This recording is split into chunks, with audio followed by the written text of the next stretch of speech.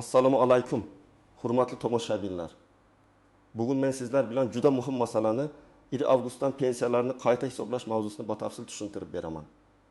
Bu ma'lumot faqat pensionerlar uchun emas, balki ota-onasi, bobo-buvasi, nogironligi bo'lgan yaqinlari yoki boquvchisini yo'qotgan, oila a'zolari pensiya olayotgan har bir fuqaro uchun kerak. Chunki pensiya qayta hisoblanganda kimning puli oshadi, kimniki o'zgarmaydi. Kim hujjat topshirishi kerak, kim kutib tursa ham bo'ladi? Mana shu savollar juda ko'p odamni qiynaydi. Men bugun sizga oddiy tilda, misollar bilan, raqamlar bilan tushuntiraman. 1 avgustdan nimalar o'zgaradi? Pensiya qanday qayta hisoblanadi? Kimlar ko'proq e'tibor berish kerak? Qaysi holatda pensiya jamg'armasiga murojaat qilish shart? Qaysi holatda esa oshirish avtomatik bo'lishi mumkin? Video oxirigacha ko'ring. Chunki eng muhim amaliy maslahatlarni men aynan oxirgi qismda aytaman. Hozirning o'zida kanalga obuna bo'ling, videoga like bosing. Chunki bunday ma'lumot bir kun kech eshitilsa ham odam o'z haqini vaqtida ola olmay qolishi mumkin. Avvalo, pensiyani qayta hisoblash deganda nimani tushunish kerakligini aniq qilib olaylik. Ko'pchilik qayta hisoblashni faqat pensiya miqdori umumiy oshirilishi bilan adashtiradi. Aslida bu ikki xil masala. Birinchisi, davlat tomonidan pensiya va nafaqalar miqdorini indeksatsiya qilish, ya'ni narx-navo, yashash xarajatlari, iqtisodiy ko'rsatkichlar asosida umumiy oshirish. Bunday holatda odatda ko'pchilik pensionerlarning to'lovi bir vaqtda ko'tariladi. Ikkinchisi esa aynan fuqaroning shaxsiy ishiga qarab pensiyani qayta hisoblashdir. Masalan, ish staji to'liq kiritilmagan bo'lsa, ish haqi ma'lumotnomasi yangidan topilgan bo'lsa, nogironlik guruhi o'zgargan bo'lsa, boquvchisini yo'qotgan oila tarkibi o'zgargan bo'lsa yoki fuqaro pensiyaga chiqqandan keyin ham ishlagan bo'lsa, shular asosida pensiya qayta ko'rib chiqilishi mumkin. Ilgari ko'p hollarda odamlar pensiyaga chiqqan paytda qanday hujjat topshirgan bo'lsa, pensiya shunga qarab belgilangan va keyinchalik o'zi murojaat qilmasa. Ayrim ma'lumotlar qayta tekshirilmagan. Ayniqsa eski yillarda ishlaganlar uchun muammo ko'p bo'lgan. Korxona yopilib ketgan, arxiv topilmagan, mehnat daftarchasidagi yozuv noaniq bo'lgan, ish haqi haqida ma'lumotnoma yo'qolgan. Natijada fuqaro 30 yil ishlagan bo'lsa ham pensiya hisobida faqat 22 yoki 25 yil inobatga olingan holatlar uchraydi. Yoki odam yaxshi o'ylik olgan, lekin pensiya hisobida pastroq ish haqi ko'rsatilgan. Mana shunday vaziyatlarda qayta hisoblash juda muhim. Endi nima o'zgardi degan savol tug'iladi. 1 avgustdan pensiyalarni qayta hisoblash haqida gap ketganda, asosiy e'tibor pensiya ishlarini yangidan tekshirish. Mavjud ma'lumotlarni elektron bazalar bilan solishtirish, ish staji va daromad bo'yicha qo'shimcha ma'lumotlar aniqlansa, ularni hisobga olish masalasiga qaratiladi. Men bu yerda eng muhim narsani alohida aytaman. Hammaning pensiyasi bir xil miqdorda oshadi deb o'ylash xato. Kimning hujjatda qo'shimcha asos bo'lsa, o'sha odamda oshish bo'lishi mumkin. Kimning pensiyasi avvaldan to'g'ri hisoblangan bo'lsa, unda katta o'zgarish bo'lmasligi ham mumkin. Birinchi bilishingiz kerak bo'lgan narsa, pensiya miqdori odatda 3 ta asosiy omilga bog'liq. Birinchisi ish staji, ikkinchisi pensiya hisobida olinadigan o'rtacha ish haqi. Uchinchisi fuqaroning maqomi. Yoshga doir pensiyami, nogironlik pensiyasimi, boquvchisini yo'qotganlik pensiyasimi, imtiyozli shartlarda tayinlangan pensiyami. Shu omillardan bittasida xato yoki yetishmovchilik bo'lsa, pensiya kam chiqishi mumkin. Masalan, bir fuqaro 1990 yildan 2020 yilgacha ishlagan. Umumiy staji 30 yil. Lekin pensiya tayinlanganda 1994-1998 yillardagi korxona arxivi topilmagani sababli 5 yil hisobga kirmagan. Natijada pensiya 25 yil staj asosida tayinlangan. Keyin arxivdan ma'lumot topilsa yoki elektron baza tasdiqlansa, bu 5 yil qo'shilishi mumkin. Bu har doim ham pensiyani juda katta oshirib yuboradi degani emas. Lekin staj qo'shilgani uchun bazaviy hisob-kitob o'zgaradi. Agar fuqaroning o'rtacha ish haqi ham yaxshi bo'lgan bo'lsa, oshish sezilarli bo'lishi mumkin. Yana bir misol. Ayol kishi 28 yil ishlagan. Lekin mehnat daftarchasida familiyasi turmushga chiqqandan keyin o'zgargani sababli ayrim davrlar hujjatda mos kelmagan. Pensiya tayinlashda bir necha yil hisobga olinmagan. Keyinchalik nikoh guvohnomasi. Familiya o'zgarganini tasdiqlovchi hujjat va arxiv ma'lumotlari taqdim etilsa, staj tiklanadi. Bu holat ayniqsa ayollar orasida juda ko'p uchraydi. Men bunday vaziyatlarda doim aytaman. Mehnat daftarchangizdagi har bir yozuv, familiya o'zgarishi, korxona nomi o'zgarishi, lavozim nomi ishga kirgan va bo'shagan sana bir-biriga mos bo'lishi kerak. Uchinchi misol. Erkak kishi pensiyaga chiqqandan keyin ham ishlashda davom etgan. U 3 yil qo'shimcha ishlagan va rasmiy ravishda ish haqi olgan. Agar qonunchilikda belgilangan tartib bo'yicha ishlagan davrni qayta hisoblashga asos bo'lsa, u murojaat qilib pensiya miqdorini ko'rib chiqishni so'rashi mumkin. Bu yerda eng muhim shart ish rasmiy bo'lishi. Badallar yoki tegishli ma'lumotlar tizimda ko'rinishi, mehnat faoliyati hujjatlar bilan tasdiqlanishi kerak. Og'zaki men ishlaganman degan gap bilan pensiya oshirilmaydi. Har bir so'mning o'rtada hujjat turadi. Men birinchi navbatda quyidagi odamlarga o'z pensiya ishini tekshirtirishni maslahat beraman. Agar siz pensiyaga chiqqan paytda ayrim ish yillaringiz kiritilmaganini bilsangiz, albatta murojaat qiling. Agar sizning mehnat daftarchangizda tushunarsiz yozuvlar, nursiz sahifalar, sana xatolari bo'lsa, tekshirtiring. Agar siz sobiq kolxoz, sovxoz, zavod, qurilish tashkiloti, maktab, shifoxona yoki yopilib ketgan korxonada ishlagan bo'lsangiz va o'sha yillar to'liq hisobga olinganiga ishonchingiz komil bo'lmasa, hujjatlarni qayta ko'ring. Agar siz pensiyaga chiqqaningizda ish haqi ma'lumotnomasi topilmagani uchun minimal yoki past ko'rsatkich bilan hisoblangan bo'lsa, arxivga so'rov berish juda muhim. Nogironlik pensiyasi olayotganlar ham e'tiborli bo'lishi kerak. Nogironlik guruhi mehnatga layoqat darajasi, tibbiy xulosa muddati, parvarish bo'yicha qo'shimcha to'lovlar, bularning barchasi pensiya yoki nafaqa miqdoriga ta'sir qilishi mumkin. Masalan, fuqaroning nogironlik guruhi o'zgarsa, to'lov miqdori ham qayta ko'rib chiqilishi mumkin. Lekin bunday o'zgarish avtomatik ravishda hamma joyda bir zumda aks etadi deb kutib o'tirish to'g'ri emas. Tibbiy ijtimoiy ekspertiza xulosasi shaxsiy ma'lumotlar. Pensiya jamg'armasi bazasidagi yozuvlar mos kelishi kerak. Bo'g'uvchisini yo'qotganlik pensiyasida ham alohida nozikliklar bor. Masalan, oila bo'g'uvchisini yo'qotgan va 2 nafar voyaga yetmagan farzandga pensiya tayinlangan. Keyinchalik farzandlardan biri 17 yoshga to'ladi yoki o'qishga kiradi. Agar kunduzgi ta'limda o'qiyotgan bo'lsa, ayrim holatlarda to'lov davom etishi mumkin, lekin o'qish joyidan ma'lumotnoma kerak bo'ladi. Agar ma'lumotnoma vaqtida topshirilmasa, to'lov to'xtashi yoki qayta ko'rib chiqilishi mumkin. Shuning uchun oila tarkibi, bolalarning yoshi, ta'lim shakli, vasiylik holati kabi ma'lumotlar juda muhim. Kimlar unchalik xavotir olmasligi mumkin? Agar siz yaqinda pensiyaga chiqqan bo'lsangiz, barcha ish stajingiz elektron bazalarda to'liq ko'ringan bo'lsa, ish haqi ma'lumotlaringiz rasmiy tizimlarda mavjud bo'lsa, mehnat faoliyatingizda bahsli davrlar bo'lmasa, pensiyangiz avvaldan to'g'ri hisoblangan bo'lishi ehtimoli yuqori. Lekin men baribir kamida bir marta shaxsiy pensiya hisobingizni tekshirtirishni tavsiya qilaman. Chunki ko'pincha odam hammasi joyida deb yuradi. Lekin birgina arxiv ma'lumoti qo'shilsa, pensiya oshishi mumkinligi keyin ma'lum bo'ladi. Keling, oddiy raqamlar bilan ko'rib chiqamiz. Aytaylik, bir pensioner hozir 1.200.000 so'm pensiya olyapti.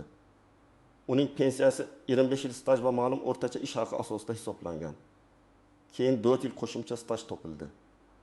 Agar bu staj pensiya hisobida ahamiyatga ega bo'lsa, to'lov sharti ravishda 1.200.000 yoki 1.300.000 so'mga chiqishi mumkin. Aniq summa har bir ish bo'yicha alohida hisoblanadi. Men bu raqamlarni tushunish uchun misol sifatida aytyapman. Chunki odamlar ko'pincha 4 yil topilsa qancha qo'shiladi deb so'raydi. Javob: bu faqat yillarga emas, ish haqi bazasiga ham bog'liq. Yana bir holat, fuqaroning staji to'liq, lekin ish haqi past ko'rsatkich bilan olingan. Masalan, u aslida 2000-2005 yillarda yaxshi maosh olgan. Lekin ma'lumotnoma bo'lmagani sababli boshqa past davr asos qilib olingan. Keyinchalik arxivdan yuqori ish haqi tasdiqlovchi hujjat topilsa, pensiya qayta hisoblanganda oshish ko'proq bo'lishi mumkin. Ba'zan staj qo'shilishidan ko'ra ish haqi ma'lumotining to'g'rilanishi kattaroq ta'sir qiladi. Shuning uchun faqat necha yil ishlaganman deb emas, qaysi yillarda qancha rasmiy maosh olganman deb ham qarash kerak. Uchinchi misol, bir ayol 20 yil rasmiy ishlagan, keyin farzand tarbiyasi bilan band bo'lgan, keyin yana ishlagan. Pensiya tayinlashda ayrim ijtimoiy ahamiyatga ega davrlar qonunchilikda belgilangan tartibda stajga kiritilishi mumkin. Lekin buning ham o'z sharti bor. Tug'ilganlik haqida guvohnomalar, parvarish davri, ishga qaytgan sanalar, mehnat daftarchasidagi tanaffuslar tekshiriladi. Bunday holatda odam, men uyda farzand boqqanman, demak hammasi stajga kiradi deb o'ylamasligi kerak. Qaysi davr, qancha muddat, qanday asosda hisobga olinishi qonun bilan belgilanadi. Endi eng ko'p xato qilinadigan joylarga o'tamiz. Birinchi xato, odam pensiya oshirilishi haqida eshitadi va hech qanday hujjat topshirmasdan kutadi. Agar gap umumiy indeksatsiya haqida bo'lsa, ha, ko'p hollarda to'lov avtomatik yangilanadi. Lekin gap shaxsiy ishni qayta hisoblash haqida bo'lsa, sizda qo'shimcha hujjat bo'lsa, uni taqdim etishingiz kerak. Pensiya organi sizning uy sandig'ingizda yotgan eski ma'lumotnomani o'zi bilmaydi. Arxivda bor hujjat ham ba'zan faqat so'rov asosida olinadi. Ikkinchi xato, norasmiy ishni pensiya stajiga kiritish mumkin deb o'ylash. Afsuski, agar ish rasmiy qayd etilmagan bo'lsa, maosh konvertda berilgan bo'lsa, mehnat shartnomasi bo'lmasa, tegishli to'lovlar aks etmagan bo'lsa, buni pensiya hisobiga qo'shish juda qiyin. Guvohlar aytib beradi, qo'shnilar tasdiqlaydi degan gaplar amaliyotda yetarli bo'lmasligi mumkin. Pensiya masalasida asosiy kuch hujjatda. Uchinchi nozik jihat ortiqcha to'lov masalasi. Ba'zan odam ma'lumotni vaqtida bermaydi. Masalan, boquvchisini yo'qotganlik pensiyasida bola o'qishni tugatgan, lekin oila bu haqda xabar bermagan. Yoki nogironlik xulosasi muddati tugagan, lekin hujjat yangilanmagan. Keyin tekshiruvda ortiqcha to'lov aniqlansa, uni qaytarish talabi qo'yilishi mumkin. Shuning uchun pensiyani faqat oshirish tomondan emas, majburiyat tomondan ham tushunish kerak. Ma'lumot o'zgarsa, vaqtida xabar berish kerak. To'rtinchi masala, pensiya qayta hisoblanganda pul qaysi kundan boshlab to'lanadi? Bu juda muhim. Ba'zi holatlarda hujjat topshirilgan kundan, ba'zi holatlarda huquq paydo bo'lgan kundan, ba'zi holatlarda esa qonunchilikda ko'rsatilgan muddatdan boshlab hisoblanishi mumkin. Shuning uchun men 5 yil oldin ham haqli edim. Endi hammasini birdan qaytarib berishadi deb ishonib qolmang. Har bir holatda muddat, murojaat sanasi, hujjat tasdiqlangan sana alohida ahamiyatga ega. Ariza topshirganingizda kirim raqamini oling, sanasini saqlang. Javobni yozma shaklida talab qiling. 5-noziklik, pensiya hisobidagi har bir o'sish katta bo'lavermaydi. Ba'zan odam 1 yil staj topadi va pensiyasi 100 minglab so'mga o'sishini kutadi. Lekin hisob-kitob formulasi murakkabroq. O'rtacha ish haqi, minimal talablar, maksimal cheklovlar, pensiya turi, qo'shimcha ustamalar birgalikda qaraladi. Shuning uchun men har doim aniq hisob-kitobni mutaxassisdan yoki rasmiy organ orqali olishni maslahat beraman. Taxminiy gaplar odamni xursand ham qiladi, keyin ranjitib ham qo'yadi. Endi eng kerakli qism, siz nima qilishingiz kerak? Birinchi qadam, o'zingiz olayotgan pensiya turi va miqdorini aniqlang. Yoshga doir pensiyami? Nogironlik pensiyasimi? Boquvchisini yo'qotganlik pensiyasimi? Ijtimoiy nafaqami? Shuni aniq biling. Chunki har birining qayta hisoblash tartibi bir xil emas. Ikkinchi qadam, mavjud hujjatlaringizni yig'ing. Shaxsni tasdiqlovchi hujjat, mehnat daftarchasi, harbiy xizmatga oid hujjatlar bo'lsa ular, diplom yoki o'qish davriga oid hujjatlar kerak bo'lishi mumkin. Nikoh yoki familiya o'zgarganini tasdiqlovchi guvohnoma, farzandlarning tug'ilganlik guvohnomalari. Nogironlik bo'yicha tibbiy ijtimoiy ekspertiza xulosasi, ish haqi haqida arxiv ma'lumotnomalari, korxona nomi o'zgargan bo'lsa bu haqdagi ma'lumotlar. Hujjatlarni faqat olib borish emas, ularning nusxasini ham tayyorlab qo'yish foydali. Uchinchi qadam, pensiya jamg'armasining hududiy bo'limiga yoki davlat xizmatlari markaziga murojaat qiling. Murojaatda pensiya ishimni qayta hisoblab berishingizni so'rayman deb umumiy yozib qo'yish yetarli bo'lmasligi mumkin. Arizada aniq sababni ko'rsating. Masalan, 1995-1999 yillardagi ish stajim pensiya hisobiga kiritilmagan. Ushbu davrni tasdiqlovchi arxiv ma'lumotnomasini taqdim etyapman. Yoki pensiya tayinlash vaqtida ish haqi ma'lumotnomasi mavjud bo'lmagan. Hozir arxivdan olingan ma'lumotnoma asosida qayta hisoblashni so'rayman. Aniq yozilgan ariza tezroq va to'g'ri ko'rib chiqiladi. 4-qadam. Arizangiz ro'yxatga olinganini tekshiring. Kirim raqami, sana, qabul qilgan xodim, elektron tasdiq yoki kvitansiya bo'lishi kerak. Og'zaki qoldiring, ko'ramiz degan javob bilan chekilib qolmang. Sizning huquqingiz yozma murojaat va yozma javob olishdir. Agar hujjat yetishmasa, qaysi hujjat yetishmasligi aniq aytilishi kerak. 5-qadam, arxiv bilan ishlashdan qo'rqmang. Ko'p odam korxona yopilgan, endi topilmaydi deb o'ylaydi. Lekin yopilgan korxonalarning hujjatlari ko'pincha tuman, shahar yoki viloyat arxivlariga topshirilgan bo'ladi. Ba'zan korxona nomi o'zgargan, boshqa tashkilotga qo'shilgan. Hujjatlar boshqa joyga ko'chgan bo'ladi. Arxivga so'rov yozishda ish joyining eski nomi, taxminiy ishlagan yillaringiz, lavozimingiz, tug'ilgan sanangiz, o'sha paytdagi familiyangiz to'liq ko'rsatilsa, topish osonlashadi. 6 qadam. Elektron xizmatlardan foydalaning. Hozir ko'plab ma'lumotlar MyBoker, Gub.uz, pensiya jamg'armasi xizmatlari yoki tegishli davlat organlari bazalari orqali tekshirilishi mumkin. Agar o'zingiz foydalana olmasangiz farzandingizdan, yaqin qarindoshingizdan yordam so'rang.